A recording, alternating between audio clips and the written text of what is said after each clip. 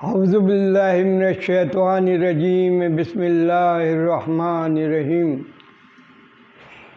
میرے نوجوانوں، میری آئندہ کی امیدوں، اس پاکستان کے آئندہ کے ہیرو، آج میں پھر ایک شعر کے مصرعے سے بات کو شروع کرتا ہوں۔ یہ ایک پریکٹیکل شعر ہے جس میں آپ کو احساس ہوگا کہ ایسا ہی ہوتا ہے۔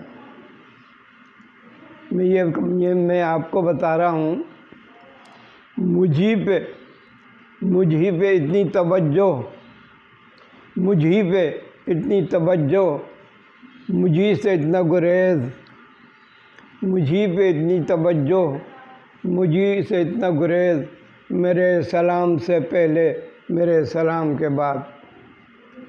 یہ وہ پریکٹیکل چیز ہے جو عام طور پر ہمیں معاشرے میں فیس کرنا پڑتی ہے۔ ہمیں اس کا تجربہ حاصل ہوتا ہے کہ ہم کبھی کبھی اس چیز میں مست ہو جاتے ہیں کہ سامنے والا جو ہے نا، ہم سے بہت ہی اچھے انداز میں بات کر رہا ہے، لیکن ہم دیکھتے ہیں کچھ دن کے بعد میں اس کا رویہ تبدیل ہو گیا، اور پھر وہ جیسی باتیں کرتا تھا وہ باتیں اب نہیں کرتا۔ کیوں نہیں کرتا؟ کس لیے نہیں کرتا؟ کس وجہ سے نہیں کرتا؟ اس کا آپ کو علم بھی نہیں اور آپ محسوس بھی نہیں کر سکتے۔ صورتحال یہ ہے کہ اس دنیا میں انسان کل اتنا مگن ہو گیا ہے، اس دنیا میں رہتے ہوئے آدمی اپنی ضرورتوں کو محسوس کرتے ہوئے اتنا خود غرض ہو گیا ہے کہ وہ صرف اور صرف اپنے متعلق سوچتا ہے اور یہ خیال کرتا ہے کہ میری بات بن جائے، باقی دوسروں کو کوئی مسئلہ ہی نہیں ہے۔ لفظ ایک اور ہی استعمال کر سکتا تھا، لیکن نہیں، میں اعلیٰ درجے کی گفتگو کرنا چاہتا ہوں، اس لیے میں یہ کہتا ہوں کہ بہرحال میرا کام ہو جائے، دوسروں کا کام ہو یا نہ ہو۔ اسی طرح سے جب آدمی کو کوئی کام پڑتا ہے، جہاں سے کام ہونے والا ہوتا ہے وہاں جا کے سلام کرتا ہے اور اپنے کام نکلوا لیتا ہے۔ کام نکلوانے کے بعد کیا ہوتا ہے؟ اس کی وہی کیفیت ہوتی ہے، مجھی پہ اتنی توجہ، مجھی سے اتنا گریز، مجھی پہ اتنی توجہ، مجھی سے اتنا گریز، میرے سلام سے پہلے میرے سلام کے بعد۔ آئے ہے کیا شاعر ہے یہ! اقبال، یہ بہت ہی زبردست شاعر تھا، نوجوان قابل اجمیری، اس کے اشعار ہیں یہ۔ بہرحال میرے کہنے کا مقصد یہ تھا، اس دنیا میں کامیاب زندگی گزارنے کے لیے ہمارے نوجوانوں کو ہر طریقے سے، ہر پہلو سے اپنے آپ کو تیار کرنا ہے، اور اپنے ذہن کو، اپنی عقل کو اتنا بیدار کر لینا ہے کہ آپ یہ سمجھ جائیں کہ میں اس کو سلام کروں گا، اس کو سلام کروں گا تو اس کا کیا نتیجہ ہوگا۔ آپ سلام کرنے سے پہلے اس کی پرسنل ریڈنگ، باڈی لینگویج، سب کچھ آپ قرینے سے سیکھتے ہیں سمجھنا، اور سمجھ جائیں گے کہ یہ آدمی وقتی طور پر مجھ سے ملنا چاہتا ہے۔ اس طرح سے آپ اس غم سے بچ جائیں گے جو غم آدمی محبت میں ایک دم کسی کے مبتلا ہو جاتا ہے، اس کی چاہت دیکھ کر، اس کی برتاؤ دیکھ کر، مجھی پہ اتنی توجہ، مجھی سے اتنا گریز، میرے سلام سے پہلے میرے سلام کے بعد۔ تو مسئلہ یہ ہے کہ آدمی جو ہے کسی شکل میں بھی آدمی کو لیزی نہیں ہونا چاہیے، سست نہیں ہونا چاہیے، ہر دم چوکس رہنا چاہیے۔ جہاں وہ سست پڑا وہاں غیر نے آپ پر وار کیا۔ یہ سمجھ لیں یہ کانٹوں بھری دنیا ہے جس کے بیچ میں سے آپ نے گزرنا ہے، تو آپ نے کانٹوں سے اسی طرح بچنا ہے۔ کانٹے یہی ہیں کہ لوگ آپ کو دھوکہ دیں گے، آپ کو مسچیو کریں گے، آپ کو طریقے سے لبھائیں گے اور اپنا کام نکالیں گے، آپ لوگوں کے ہاتھ میں کھلونا بن جائیں گے۔ یہ بہرحال اس دنیا میں ایک سسٹم ہے جو چل پڑا ہے۔ کس وجہ سے چل پڑا ہے اس کی بہت پیچھے بہت لمبی داستان ہے، لیکن اب اس وقت یہ ہے کہ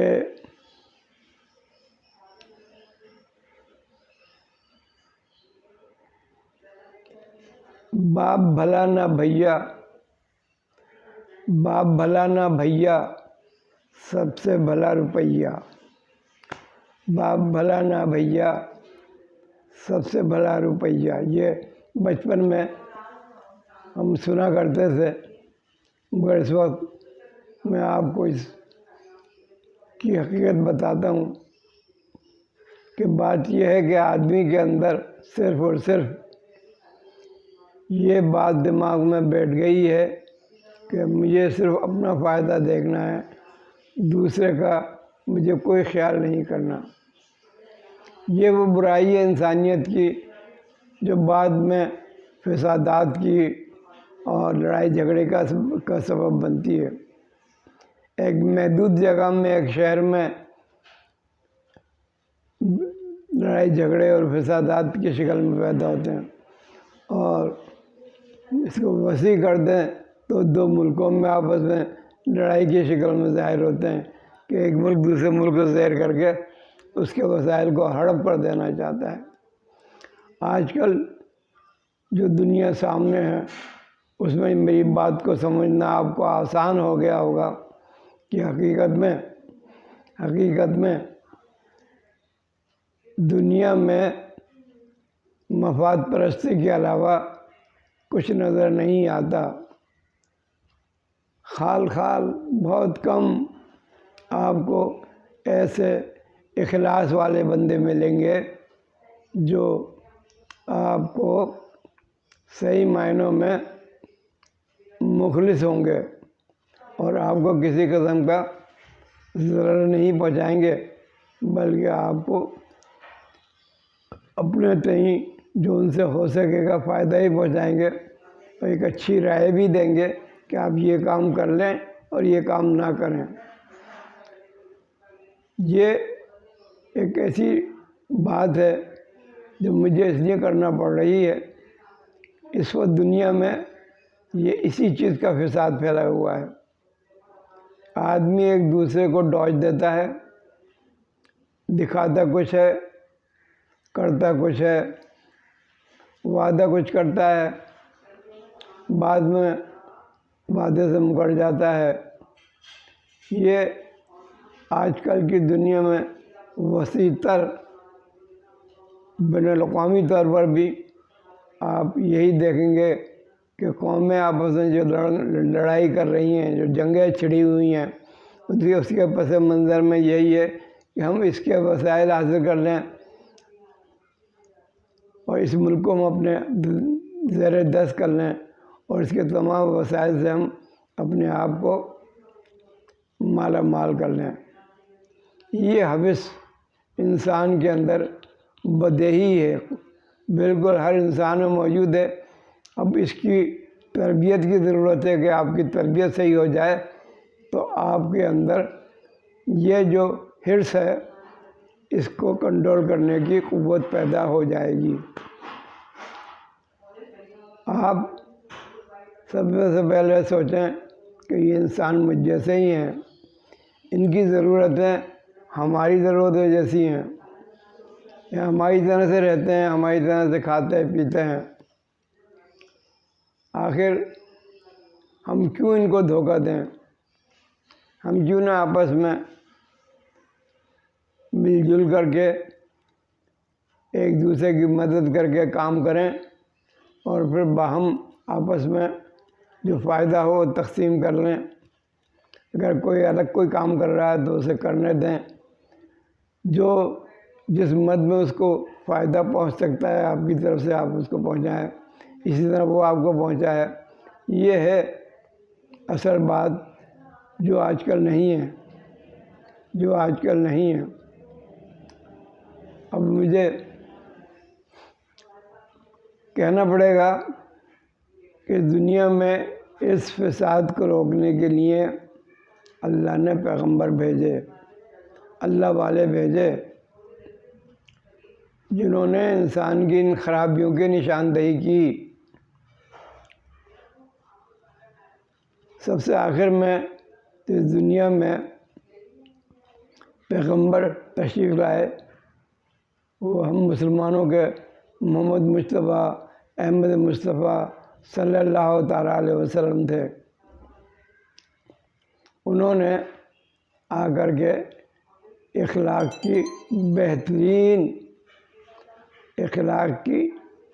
بہترین شکل پیش کی اور عمل کر کے دکھایا۔ پیارے نبی علیہ السلام احمد مصطفیٰ محمد مصطفیٰ صلی اللہ تعالیٰ علیہ وسلم کا اخلاق انکمپیریبل تھا، سب سے بڑھ چڑھ کر کے آپ کا اخلاق تھا۔ آپ ہر معاملے میں لوگوں کے ساتھ اس طرح پیش آتے تھے کہ لوگ ان کے گرویدہ ہو جاتے تھے، ان کے قدموں میں بیٹھ جاتے تھے۔ اور پیغمبر کا کام بھی یہی ہوتا ہے کہ وہ لوگوں کی دلجوئی کرے، ان کو حسن معاملہ سکھائے، ان کو آپس میں محبت پیار سے رہنے کا طریقہ بتائے۔ آپ یہ دیکھیں ہر نبی نے یہی کام کیا ہے۔ حضرت آدم علیہ السلام سے لاکھوں سال گزر گئے اور ہمارے نبی تک آپ کو ایک ہی بات ملے گی کہ ہر نبی نے کہا کہ اللہ ایک ہے، اور وہ آپ سے اپنے آپس میں بنینوں انسانوں کو آپس میں محبت پیار سے رہتا ہوا دیکھنا چاہتا ہے۔ اور آپ کو وہ سکھاتے تھے کہ کس طرح آپس میں محبت سے رہنا چاہیے۔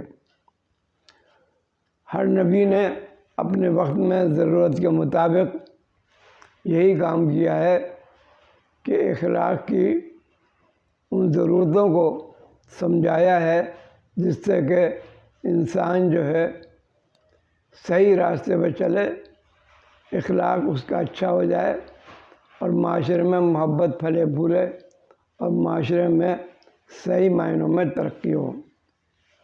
تو میرے کہنے کا مقصد یہ ہے کہ آپ یہ نہیں سوچیں کہ اسلام نہیں، جب سے حضرت آدم علیہ السلام گزرے ہیں اور ہمارے نبی صلی اللہ علیہ وسلم تک سب کو نے ایک ہی بات کہی ہے، انسانیت کے فائدے کی، انسانیت کی خدمت کی۔ اندازہ کریں اللہ کی عبادت کے لیے کہتے تھے وہ، اور اس کے ساتھ ساتھ وہ رسول کے جو اقوال ہیں، رسول کے جو طریقے ہیں، رسول نے جو سکھایا ہے اس پہ عمل کرنے کی بات کرتے تھے وہ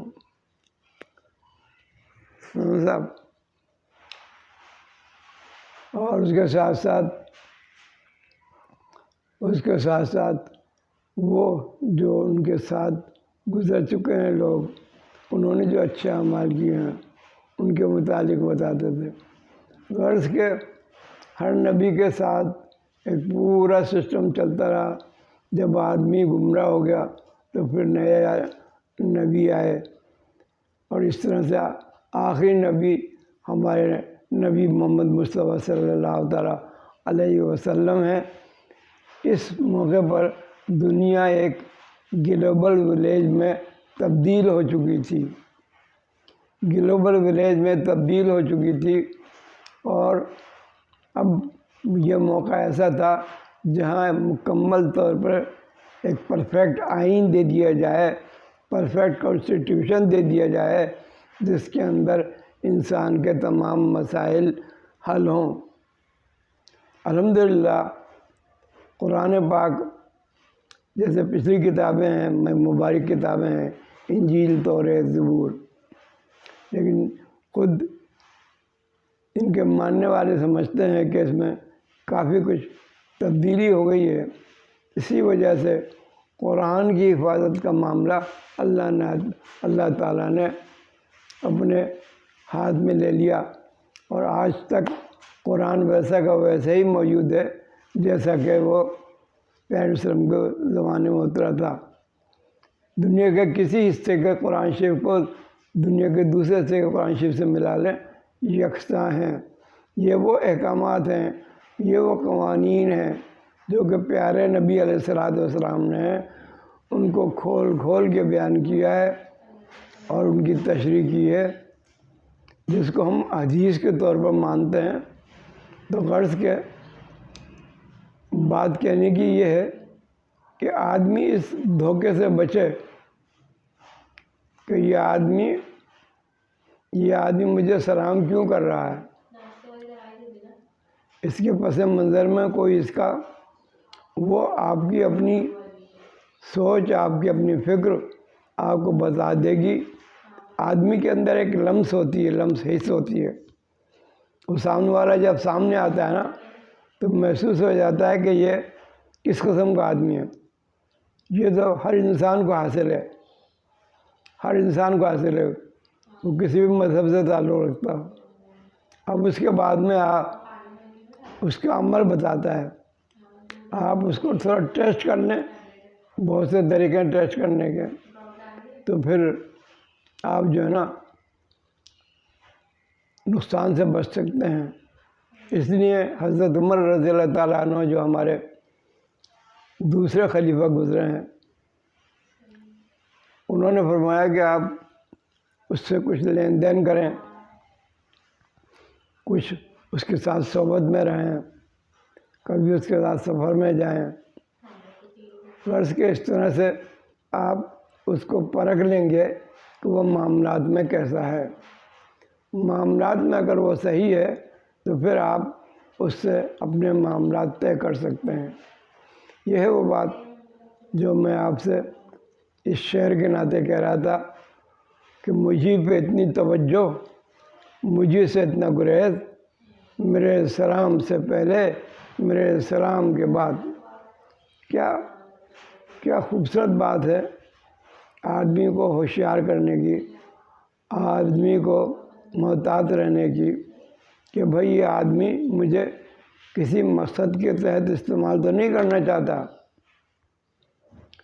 کہیں یہ میرے اس بات میں میرے سے کام نکال کے آنکھیں تو نہیں پھیر لے گا۔ تو انسان کو اس کے لیے تیار رہنا چاہیے، اور اس کے لیے ایک اچھی ٹریننگ کی ضرورت ہوتی ہے۔ اچھی ٹریننگ یہ کہ آپ اچھے لوگوں میں بیٹھیں، بزرگوں کی باتیں سنیں، بڑوں کی باتوں سے نتیجہ اخذ کریں، اور تاریخ کا مطالعہ کریں، تو آپ کو کافی کچھ نو ہاؤ ہو جائے گا، جان لیں گے، اپنے آپ کے اندر صلاحیت پیدا ہو جائے گی کہ آپ سامنے والے کی باڈی لینگویج اور اس کی نظروں کے اندر جو چیز چھپی ہے اس کو پڑھ لیں گے اور اپنے کام کو آگے لے کے چلیں گے۔ بس میں اسی بات پر اپنی بات پھر ختم کرتا ہوں، اس شعر کو پھر پڑھتا ہوں تاکہ آپ کو زیادہ مزہ آئے۔ مجھے پہ اتنی توجہ، مجھے سے اتنا گریز، میرے سلام سے پہلے، میرے سلام کے بعد۔ السلام علیکم۔